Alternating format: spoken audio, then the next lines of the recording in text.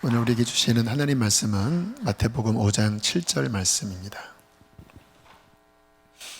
우리 함께 읽겠습니다. 시작. 긍휼히 여기는 자는 복이 있나니 그들이 긍휼히 여김을 받을 것이며. 아멘. 5월 26일 임시구역회가 끝나고 사택에 기거하기가 어려워 이제 나와야 하는 상황이 되었습니다. 막상 이제 현실에 부딪혀 보니까 좀 가진 것이 있어야 나름대로 운신의 폭이 있는데 너무 없는 거예요, 가진 게. 제가 평소 하나님 앞에 돈 달라고 하는 기도는 거의 한 적이 없었던 것 같아요. 하나님이 날마다 채워주셨고, 어떡하나 하는 마음에 그날 아침 욕실에서 씻으면서 그냥 하나님을 바라보면서 외마디 기도를 했습니다. 하나님, 돈 좀 주세요. 50이 넘었는데 돈이 하나도 없습니다. 하나님, 돈 좀 주십시오 하고 그냥 직접적으로 하나님 앞에 아뢰었습니다. 그때가 한 8시쯤 되었던 시간인데 불과 2시간도 지나지 않아 한 친구를 통해서 플로잉이 들어왔어요. 정말 그렇게 그냥 외마디 기도를 드린 지 한 1시간 반 만에 그때부터 눈물이 나기 시작하더라고요. 하나님이 나를 지켜보고 계시는구나. 하나님이 내 기도를 듣고 계시는구나. 그래서 돈보다는 그 하나님이 함께 하신다고 하는 그 감격에 밥을 먹다가도 그래, 하나님이 나 기억하고 계시지. 울고, 또 운전하다가도 주님이 함께하고 계시지. 울고, 또 아내랑 무슨 이야기를 하다가도 나 너무 감사하다고 하나님이 함께하고 계신 게 느껴져서 너무 감사하다고 하는 그런 고백을 며칠 동안 감격 속에서 나눴습니다. 하나님이 불쌍히 여기신 거죠. 우리 하나님은 그런 분이시니까. 그런데 그때쯤 어떤 생각이 하나 떠올랐어요. 그때부터 한 달 전, 5월 초, 4월 말쯤에 어떤 일이 있었냐면 인도에서 사역하는 선교사님 부부가 코로나에 걸렸다라는 거예요. 남편 목사님이 코로나로 돌아가시고 미망인 혼자 남았는데 좀 헌금을 해달라고 하는 요청을 어떤 목사님을 통해서 듣고 왠지 제 마음에 어떤 감동이 일어나 그냥 가진 용돈 10원짜리까지 다 긁어서 이제 그쪽 통장으로 보냈던 적이 있는데 그게 생각이 나더라고요. 혹시 그때 그렇게 흘려보낸 게 지금을 위해서 하나님이 심게 하신 건가? 왜냐하면 제가 흘려보낸 것에 더 많은 것으로 하나님이 채워주셨는데 떠오르더라고요. 오늘 말씀에 긍휼히 여기는 자는 복이 있나니 그들이 긍휼히 여김을 받을 것이며, 우리 마음에 그러한 마음을 품을 때 또 하나님으로부터 긍휼을 받는 어떤 선순환의 사이클을 말씀하고 계시잖아요. 이 긍휼은 좀 낯선 단어이기도 하지만 우리의 삶에 너무도 중요한 부분입니다. 긍휼은 뭐냐면 불쌍히 여기는 마음이에요. 이 사람이 자격이 없지요. 그런데 그냥 불쌍한 마음에 베푸는 겁니다. 저를 좀 도왔던 그 친구도 계산을 한 게 전혀 없어요. 그냥 흘려보낸 건데 긍휼의 마음이 일어나서 준 거죠. 저에게 몇 번이고 그런 이야기를 하더라고요. 더 필요하면 걱정 말고 이야기해라. 더 필요하면 언제든지 내가 이렇게 할 테니까. 그러면서 울어주더라고요. 참 마음이 고마웠습니다. 그 마음이 너무 고마워서 정말 큰 힘이 된다, 큰 힘이 되었다, 그런 이야기를 나눴습니다. 우리의 구원도 똑같지요. 우리가 구원받을 자격이 있어서 받았습니까? 에베소서 2장 4절 5절에 이렇게 말씀을 하고 있습니다. 긍휼이 풍성하신 하나님이 우리를 사랑하신 그 큰 사랑을 인하여 허물로 죽은 우리를 그리스도와 함께 살리셨고 너희는 은혜로 구원을 받은 것이라. 하나님의 구원이, 긍휼이 큰 하나님이 우리를 바라보면서 자격이 하나도 없는데 죄로 말미암아 죽은 자였는데 불쌍히 여기셔서 은혜로 예수님을 통하여 살리셨다라고 그렇게 말씀을 하고 있습니다. 저는 가끔 왜 하나님이 나 같은 사람을 구원하셨나 생각해 볼 때가 있습니다. 왜냐하면 저는 저를 위해서 기도해 주는 부모님이 없었잖아요. 불신 가정이었으니까. 또 가정도 깨어져 있었고, 그리고 뭐 잘난 게 하나도 없이 뭐 어릴 때 환경이 뭐 그렇다 보니까 어쨌든 저의 삶에는 이것저것 문제들이 많았습니다. 그냥 놔두면 뭐 100번 불행하게 살다가 그냥 불행하게 끝날 인생이었을 거예요. 100% 그랬을 겁니다. 저는 하나님을 몰랐지만 모든 것을 아시는 하나님은 그런 저를 보시면서 아이고 불쌍하다, 쟤 불쌍하다, 그런 마음이 드셨던 것 같아요. 그래서 어떤 사람들을 통해서 저를 교회로 인도하시고, 또 뭐 교회 다닌다고 다 믿음 생기는 건 아니거든요. 저도 제때 함께 교회 다녔던 친구들 중에서 지금 교회를 떠난 친구들이 태반입니다. 믿을 마음 주신 게 은혜지요. 또 여기까지 오면서 여러 가지 하나님의 은혜를 주시면서 이끌어 주셨는데, 생각해 보면 긍휼 때문이거나 하나님이 저를 불쌍하게 보셨구나 하는 생각을 자주 합니다. 저만이겠습니까? 여기 계신 분 중에서 자격이 있어서 지금 여기에 하나님 앞에 예배하는 분들이 얼마나 될까요? 아마 한 사람도 안 계실 거예요.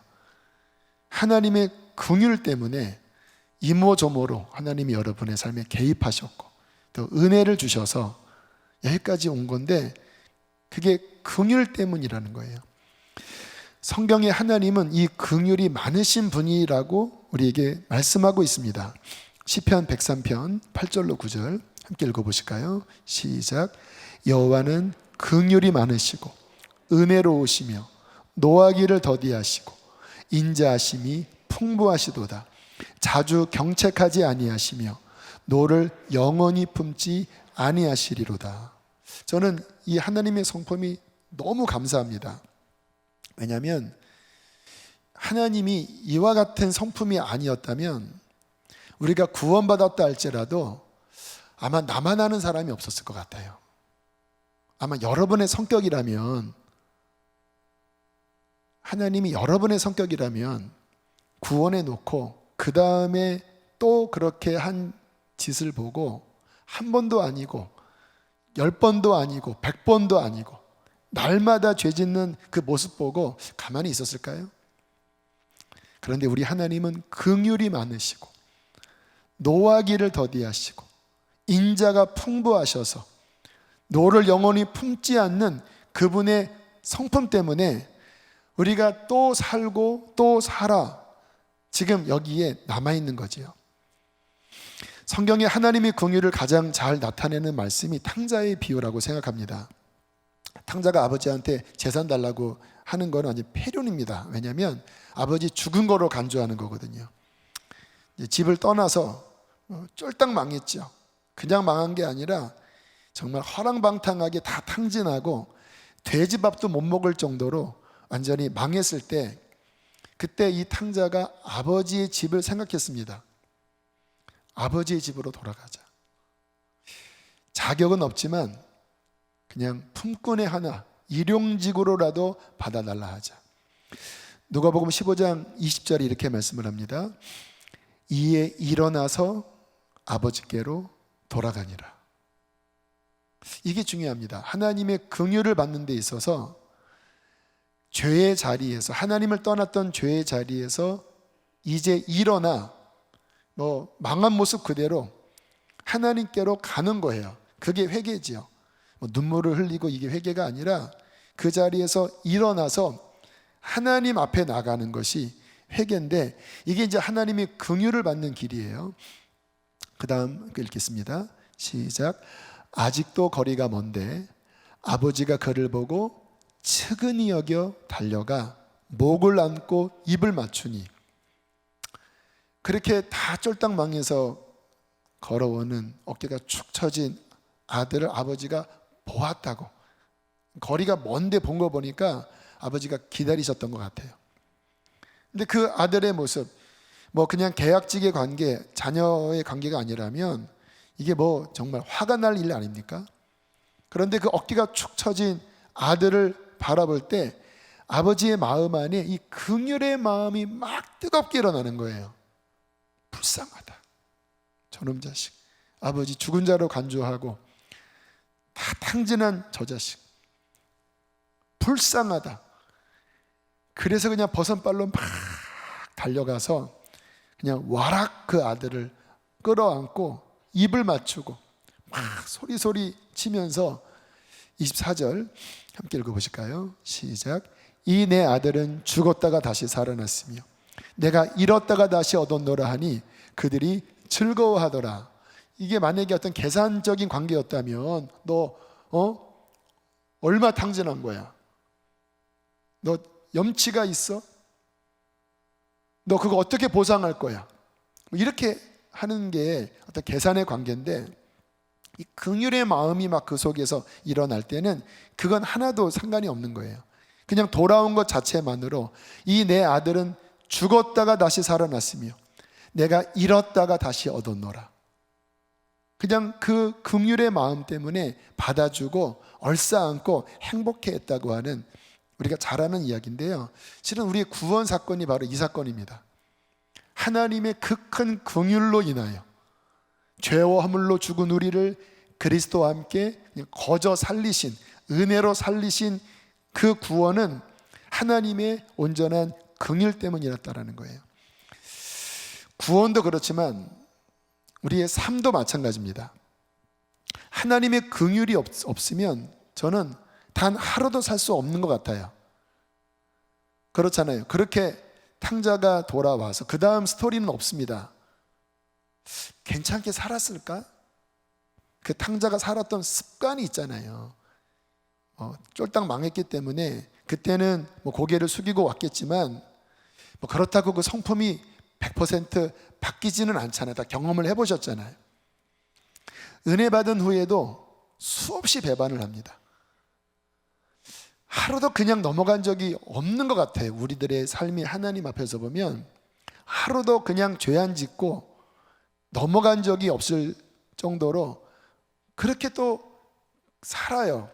뭐 그렇다고 막 그전처럼 그거는 아니지만, 그래서 하나님과 어떤 온전한 관계를 유지하는 게 실은 쉬운 일이 아닙니다. 왜냐하면 또 뭔가 막히고 어떤 하나님이 우리를 불편하게 여기시는 하나님 거룩하신 분이니까 그와 같은 상황이 되면 뭔가 영이 답답해지고 기도가 안 돼요. 구원의 기쁨을 잃어버립니다.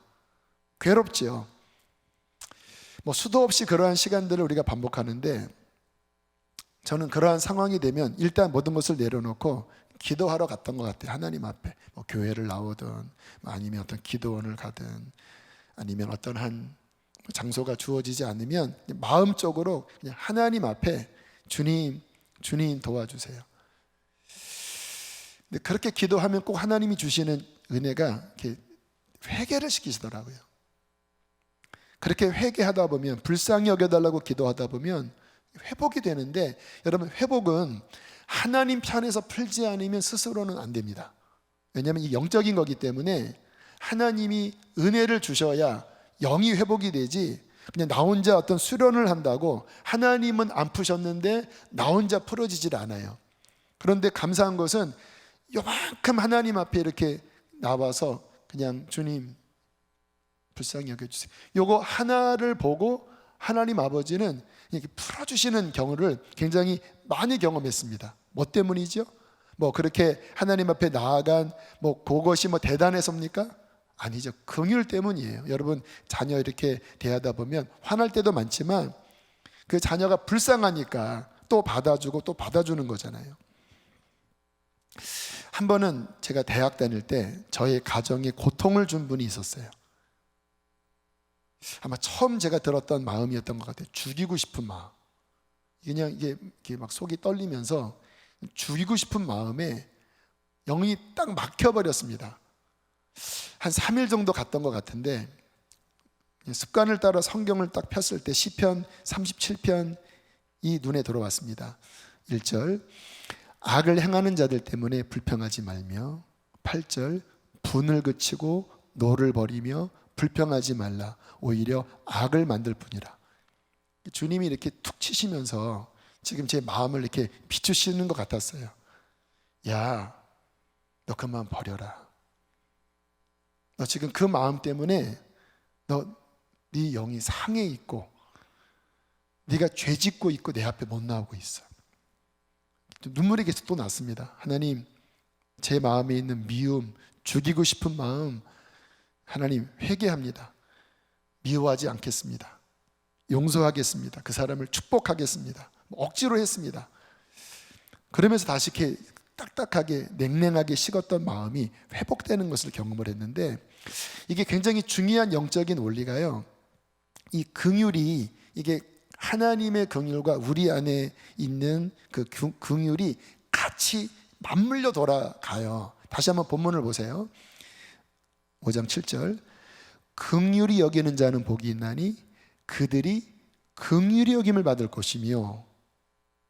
우리 안에 긍휼히 여기는 마음을 품을 때 하나님으로부터 긍휼이 흘러들어온다고 말씀을 하고 있고요. 야고보서 2장 13절 함께 읽겠습니다. 시작.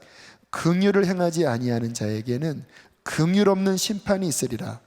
긍휼은 심판을 이기고 자랑하느니라. 긍휼이 없으면 긍휼 없는 심판을 하나님께로부터 받는데, 긍휼은 심판을 이기고 자랑하는, 하나님 앞에서 더 우위에 있는 귀한 어떤 은총이라고 이야기를 하는 거예요. 그 정연희 작가가 쓴 시에 제가 몇 번 인용을 한 원수 사랑의 시, 이런 시 내용입니다. 원수를 사랑하여라. 무슨 말입니까 주여? 내게는 그리도 엄격하시면서 어찌 내 원수에게는 그리 관대하십니까? 보아라, 나와 함께하는 것아, 네가 원수와 똑같은 얼굴이 되는 것을 나는 참을 수 없구나. 왜 하나님께서 원수를 사랑하라고 하는 마음을 말씀을 하시나, 네가 그 마음 품고 있으면 나의 긍휼이 막혀서 죄송합니다, 상판떼기가 원수처럼 그렇게 험악하게 돼. 네가 이 마음을 풀고 나의 긍휼을 품어야 나의 긍휼이 흘러들어와 그 은혜로운 나의 은혜 아래에 있는 그 얼굴의 모습을 가질 수 있는 거야. 긍휼은 심판을 이기고 자랑하느니라. 그래서 이 긍휼이 굉장히 중요한 사이클이에요. 이게 하나님의 긍휼이 막히면 우리는 죽는 거고, 우리의 긍휼이 닫히면 하나님의 긍휼이 막히는 거고, 하나님의 긍휼 때문에 우리가 긍휼을 입어 구원을 받고, 동시에 우리가 긍휼의 마음을 품을 때 또 하나님의 긍휼이 더 흘러 돌아오는 굉장히 중요한 사이클이라는 거예요. 우리의 삶에 있어서도 마찬가지죠. 우리의 삶에 하나님의 도움이 필요할 때가 참 많습니다. 그렇죠? 막 급할 때는 살려주세요. 저도 막 빕니다. 하나님 제발 좀 살려주세요. 절실하게 주님의 도움이 필요할 위급할 때가 있습니다.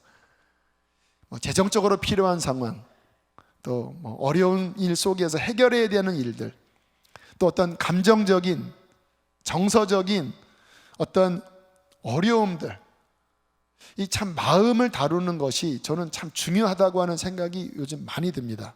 왜냐하면 이 마음이 육신과 어떤 감각이 거의 똑같은 것 같아요. 육신이 고통스러운 것처럼 마음도 고통스럽고, 육신이 억압당하는 것처럼 마음도 억압당하고, 마음이 잘 지켜져야 행복한데, 마음이 힘들어지면은, 마음에 어떠한 문제가 해결되지 않으면 약을 먹는다고, 약은 그것을 순간적으로는 좀 완화시키기는 하지만 근본적으로는 해결하지 못하잖아요. 어떻게 합니까? 신앙인으로서 참 주님의 어떠한 도움이 와야 이것이 풀어지는데, 하나님의 긍휼, 하나님의 은혜가 없으면 마음적으로나 환경적으로나 육신적으로나 재정적으로 참 우리는 단 하루도 제대로 살 수 없는 먼지와 같은, 흙과 같은 연약한 자예요. 그래서 우리의 삶에 하나님의 긍휼이 흘러들어와 주님께 살려주세요 할 때마다, 왜 그러니? 주님이 다가오셔서 그의 권능의 손으로, 우리가 찬양 드리다 보면 주님은 나의 힘이요, 그런 고백들 많이 하잖아요. 그런 어떤 주님의 도우심이 매 순간 우리의 삶에 와야 우리가 비로소 어깨를 펴고, 그리고 삶에 있는 문제를 또 극복하고 나갈 수 있는 거거든요. 근데 주님의 이 긍휼이 막혀버리면, 주님의 도움이 오지 않으면 이제 막 내 힘으로 살아가야 하니까 지치는 거죠. 힘든 거지요.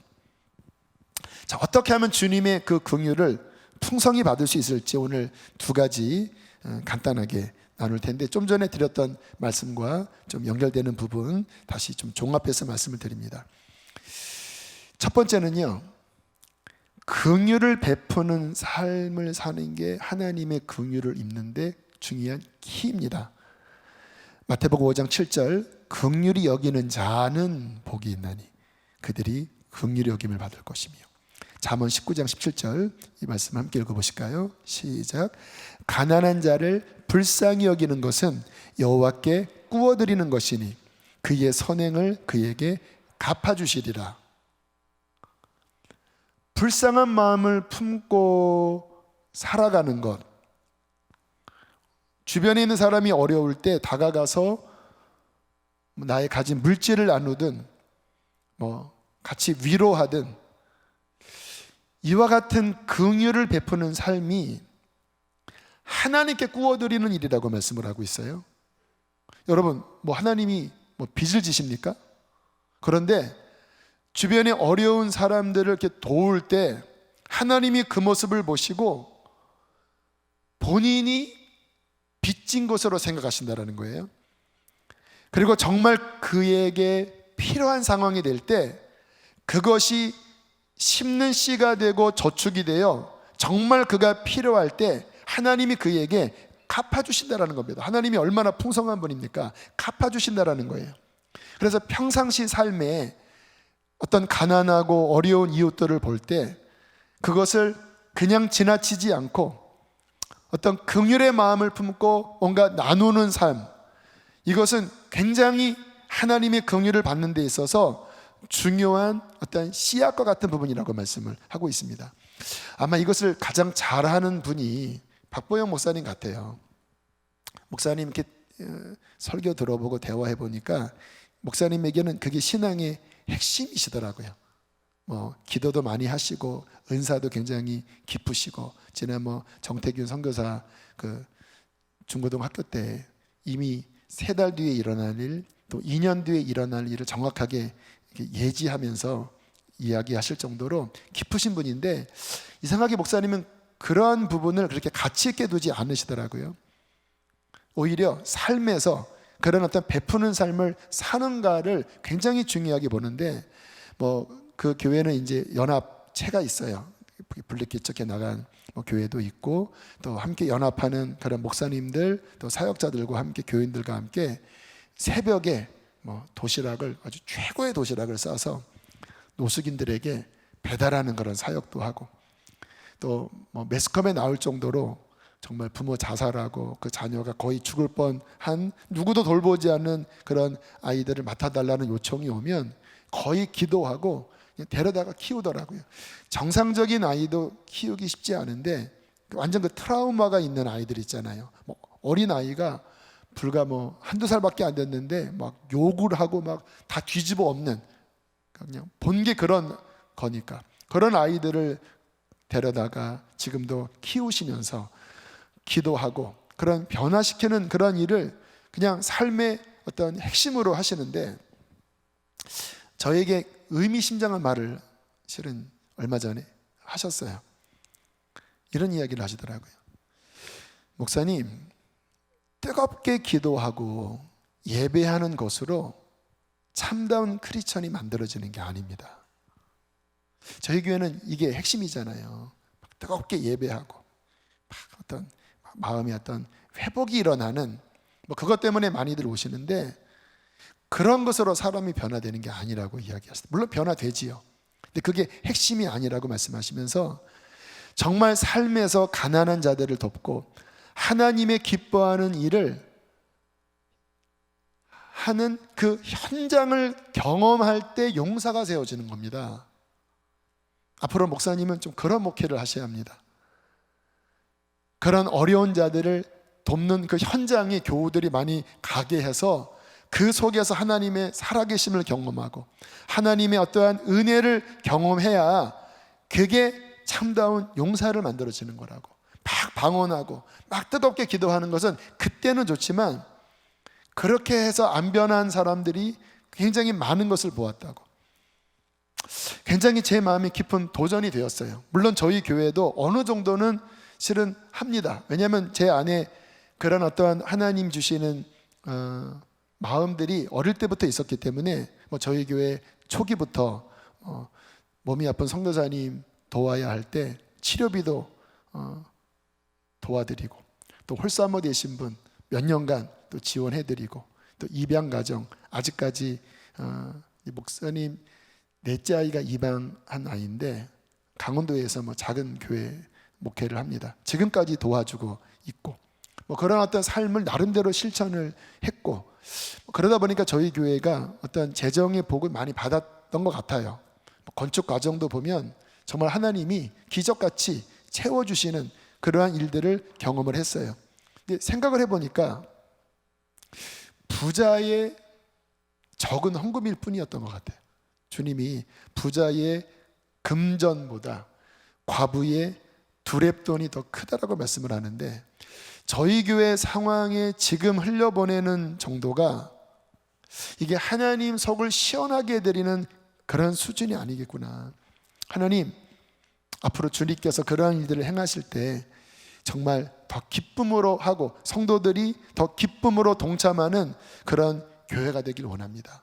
왜냐하면 이러한 마음을 품을 때 주님께서는 그것을 보고 계시다가 주님이 빚진 곳으로 간주하고 그 사람이나 그 교회가 정말 필요할 때 하나님은 풍성한 것으로 채워주신다는 거예요. 자, 두 번째, 긍휼을 입는 비결. 오늘 설교 제목인데요, 은혜의 보좌 앞으로 나가는 것. 히브리서 4장 16절 우리 함께 말씀을 읽겠습니다. 시작. 그러므로 우리는 긍휼하심을 받고 때를 따라 돕는 은혜를 얻기 위하여 은혜의 보좌 앞에 담대히 나아갈 것이니라. 이 은혜의 보좌가 지성소입니다. 아시죠? 그 휘장 넘어서 그 법궤가 있는 지성소. 이 법궤 아래는 십계명 돌판이 있습니다. 그런데 그 십계명 돌판 위에 황금으로 된 어떤 판이 있고, 그 황금판 위에 스랍 천사의 날개가 이렇게 덮는 모양의 금으로 된 형상이 이렇게 덮여 있어요. 그리고 요 금 바닥이 영어로 seat of mercy, 자비의 자리, 은혜의 보좌. 자, 이곳이 성경에서는, 좀 전에 읽은 말씀에서는 긍휼하심을 받는 곳이라고 말씀을 해요. 긍휼이 쏟아지는 것. 참 묘해요. 그 법궤 아래는 하나님의 어미한 십계명의 말씀이 들어있어요. 그런데 그냥 우리가 십계명 앞에 서면 죽어야 하는데, 그 십계명 위에 은혜의 자리가 있는데 거기에 피가 부어지고, 하나님은 심판하시는 게 아니라 말할 수 없는 긍휼과 은혜를 이 안에서 베풀어 주신다는 거예요. 제가 느헤미야 기도하면서 가끔 그런 간증을 했잖아요. 지성소 안에 들어갔다고. 영적으로 정말 우리의 인생에 있어서 너무나 중요한 곳입니다. 아까 은혜가 없이는 살 수 없다고 그랬잖아요. 긍휼이 없이는 살 수 없다고 그랬잖아요. 마음이 어떠한, 삶의 어떠한 그 어려움들이 이 지성소 안에 들어가 하나님의 긍휼이 부어지면 풀어지는 경험을 많이 했거든요. 그러니까 우리의 인생에 특별히 우리 신앙인들에게 있어서 뜰도 있고 뭐 성소도 있고 많이 있지만 가장 중요한 것은 이 은혜의 자리, 지성소, 은혜의 보좌 앞에 나가는 것이 핵심인 거예요. 지난주에 좀 신기한 어떤 조합이 있었습니다. 이게 우연일 수도 있지만 저는 일단 이제 취했어요. 지난 52일 동안 느헤미야 기도를 하고 이제 수요일에 끝이 났습니다. 근데 우연히 뭐를 알게 되었냐면 그 수요일, 목요일 그때가 유대력으로 나팔절이었대요. 저는 실은 여기에 관심이 별로 없는 사람입니다. 근데 어떻게 우연히 알게 된 게 그 수요일, 목요일이 나팔절이었대요. 유대인들에게 나팔절은 신년을 의미합니다. 쇼파르라고 해서 양각 나팔을 막 뿌뿌 이렇게 불면서 이제 신년이 시작이 되는데, 묘하게 그 우리 느헤미야 기도가 끝나고 수목금 집회하는 그 기간이었던 거예요. 그리고 금요일에 이제 새벽 설교를 전도사님 한 분이 하셨는데 평상시에 설교를 잘 하지 않는 주제의 설교를 하셨습니다. 대속죄일에 대하여. 레위기에 나오는 대속죄일. 저도 한 번도 이 설교를 한 적이 없는 어려운 본문이지요. 근데 기도하는데 이 대속죄일이 생각났다고 하면서 금요일에 전도사님이 이 설교를 하셨어요. 레위기에 보면 대속죄일은 욤 키프르라고 하는데, 아까 우리 최성원 목사님이 언급한 것처럼 1년에 한 번 대제사장이, 구약시대에는 대제사장만 지성소에 피를 들고 1년에 한 번 들어가서 온 백성의 죄를 씻는 아주 굉장히 중요한 날이거든요. 이날, 이 대속죄일에 하나님께로부터 죄사함 받지 못하면 제사장이 죽든지 큰일 나는 거예요. 가장 중요한 어떠한 제사의 날입니다.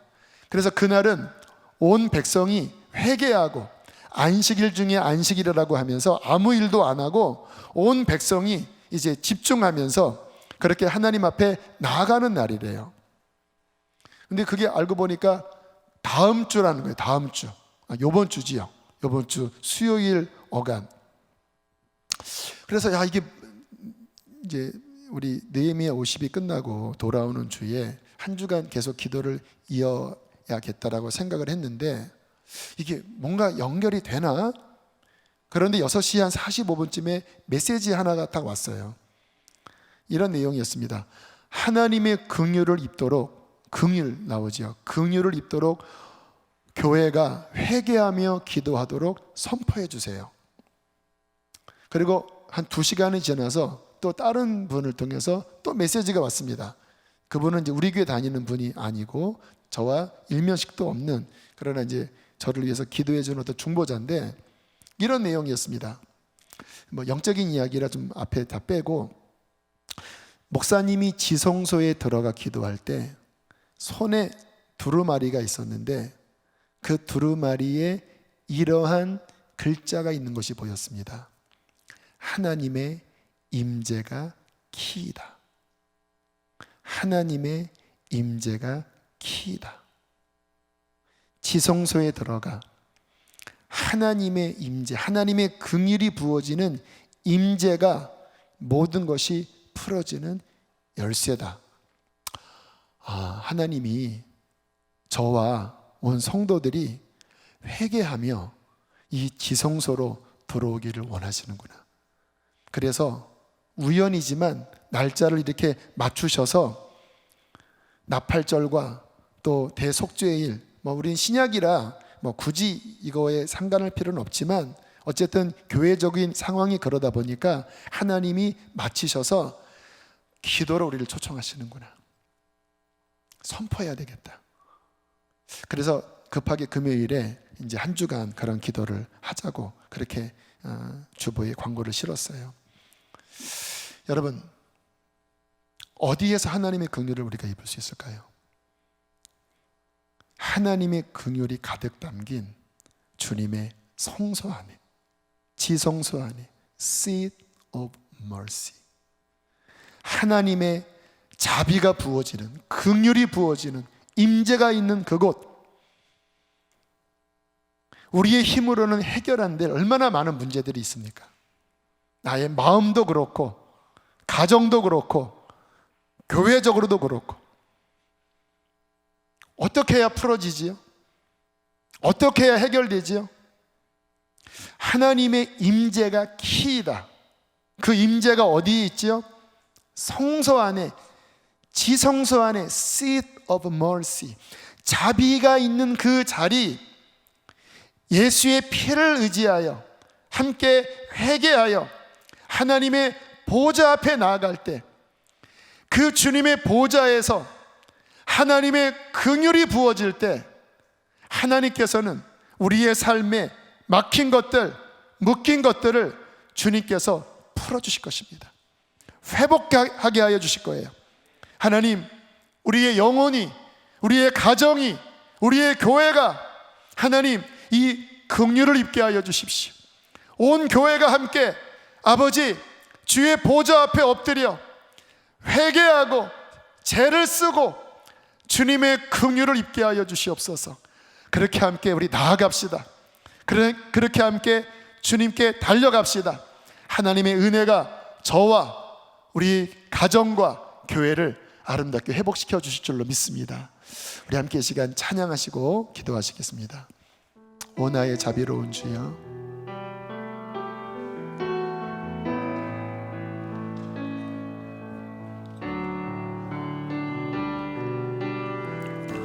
오 나의 자비로운 주여, 나의 몸과 영혼을 주님 은혜로 다 채워주소서.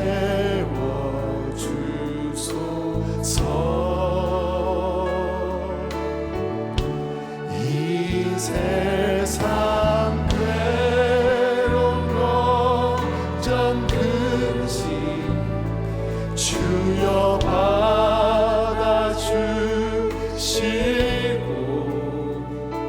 힘든 세상에서 인도하소서.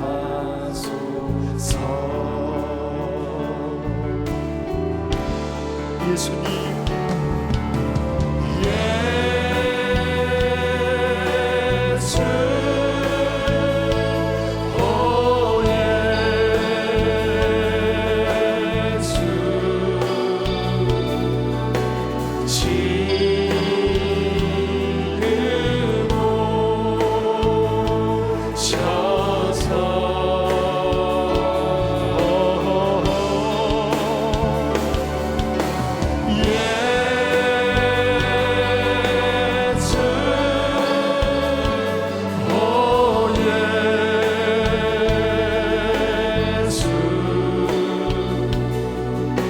은혜의 보좌 앞에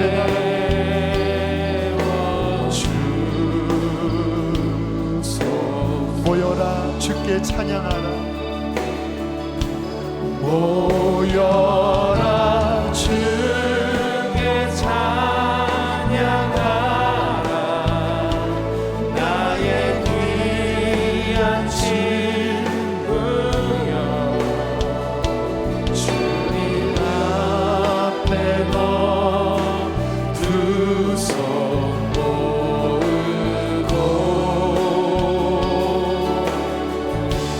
오 너의 슬픈 세상 눈물, 너의 쌓인 아픔을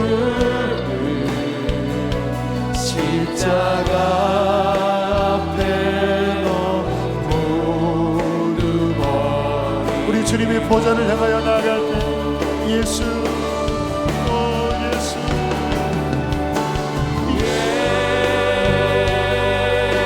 예수, 오 예수, 지금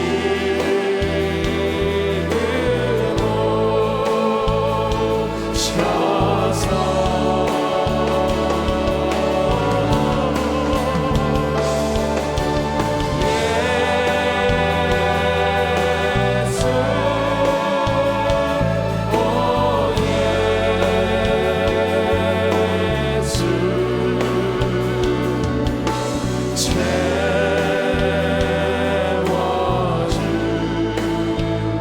시간 주여 두 번 부르시고 하나님 긍휼을 얻게 하여 주시옵소서. 은혜의 보좌 앞에 나아갑니다. 우리를 불쌍히 여겨 주시옵소서. 우리 주여 두 번 부르시고 함께 기도하시겠습니다. 주여 주여.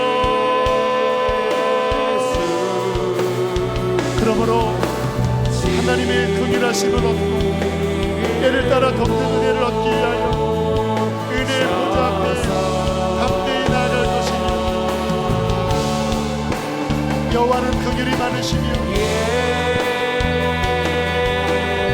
은혜로우시며 노하기를 더디하시고 인자하심이 풍부하시고 자주 경책하지 아니하시고 너를 영원히 품지 아니하시니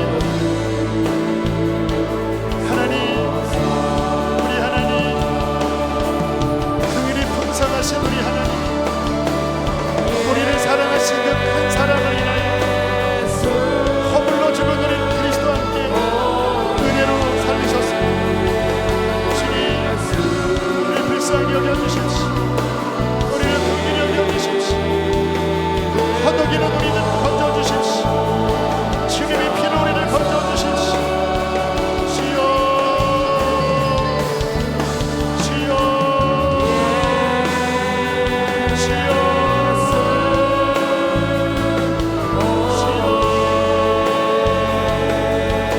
주여 주여. 우리 한 번 더 기도할 때 우리 수기선언 목자교회를 위하여 기도합시다. 마치 주님께서 수기선언 목자교회에 네 앞으로 나오라. 죄를 쓰고 베옷을 두르고 금식하고 회개하여 내 앞에 나오라. 그렇게 아버지께서 우리를 부르시는 마음이 듭니다. 하나님, 우리 힘으로는 이 묶인 것들, 우리의 상함들을 하나님 고칠 수가 없습니다. 주여 우리를 용서하여 주십시오. 주여 이 종의 죄를 용서하여 주십시오. 주여 우리의 갈라진 것들을 싸매주시고 하나님의 긍휼로 우리 교회를 회복하여 주시옵소서. 주 앞에 보좌 앞에 아버지 나아가는 시간으로 우리를 이끌어 주시옵소서. 우리 손을 들 수 있는 분들은 우리 아버지 앞에 손을 들고 우리 교회를 부르시는 우리 주님의 장엄한 음성 앞에 주여 우리가 나아가겠나이다. 보좌 앞에 나아가겠나이다. 우리 주여 한번 부르시고 기도하시겠습니다. 주여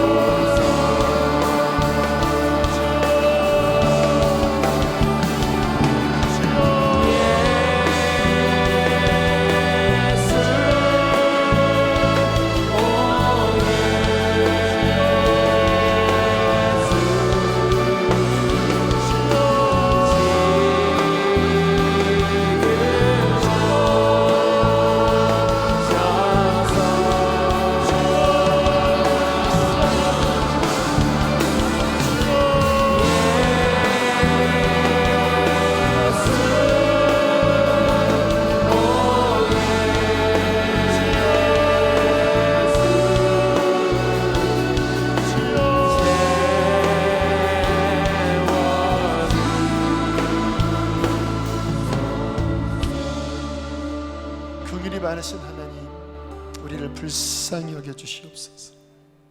그저 우리를 불쌍히 여겨 주십시오. 우리 힘으로 할 수 없는 너무나 많은 인생이 고통과 상처와 죄가 있습니다. 주님의 보좌 앞에 나아가 주님의 긍휼을 구합니다. 우리를 용서하시고 우리를 다시 살리시고 하나님 주의 은혜를 입게 하여 주시옵소서. 주의 은혜를 입게 하여 주시옵소서. 어린 양의 피로 우리를 덮으시고 하나님 우리들이 죄를 쓰고 금식하고 회개하며 주의 성소에서 손을 들고 주님의 긍휼을 입게 하여 주시옵소서. 회복하여 주시옵소서. 살아나게 하여 주시옵소서. 불쌍히 여겨 주십시오. 우리의 삶에 우리의 가정에 많은 문제와 질병과 부족함이 있습니다. 주님 우리를 불쌍히 여기셔서 우리를 고쳐주시고 치료하여 주시고 싸매주시고 채워 주시옵소서. 귀한 예물 봉헌합니다. 물질뿐만이 아니라 이 안에 하나님 또 기도에 헌신이 담겨있는 카드도 담겨져 있습니다. 주님 기쁘게 받으셨을 줄로 믿습니다. 하나님 축복하여 주시고 이 땅에 또 영에 필요한 영육의 모든 것으로 풍성하게 채워주실 줄로 믿습니다. 그러나 우리가 더 기도해야 될 상황이오니 기도의 마음도 더하여 주시옵소서. 이제는 우리 주 예수 그리스도의 은혜와 하늘아버지의 그 크신 사랑과 성령의 교통하심이 하나님의 긍휼을 품고 예배하고 돌아가는 또 각 가정에서 예배하는 모든 이들 안에 충만히 함께 하시기를 축원하옵나이다.